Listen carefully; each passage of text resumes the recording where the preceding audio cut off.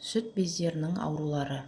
Әйелдерде кейде ер адамдардың да сүт бездерінде пайда болатын түрлі қабыну, ісік немесе гормондық бұзылыстармен байланысты аурулар. Олар қатерсіз де қатерлі де болуы мүмкін.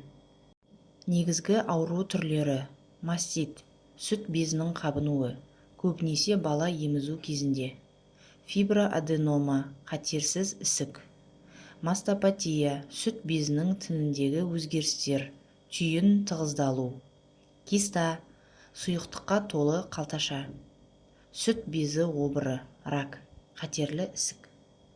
Себептері: гормондық теңсіздіктер, етеккір, жүктілік, менопауза кезіндегі өзгерістер; тұқым қуалаушылық, отбасында сүт безі ісігі болса; стресс, жүйке жүйесінің әлсіреуі, бала емізбеу немесе ұзақ уақыт емізбеу; травма, соққы, қысым; алкоголь, темекі, артық салмақ; кеш босану немесе мүлде босанбау.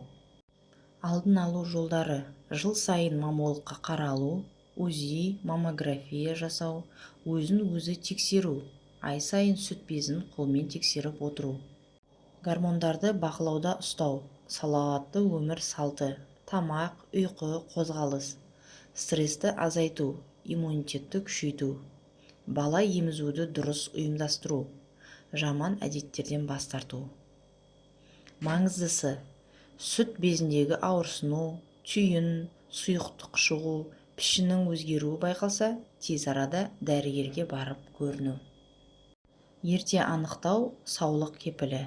Денсаулықтарыңызды сақтап, салауатты өмір салтын ұстаныңыздар. Сау болыңыздар. Менің каналыма тіркеліп, лайк, комментарий жазып кетіңіздер. Мұнда денсаулыққа қатысты көп ақпараттар ала аласыздар.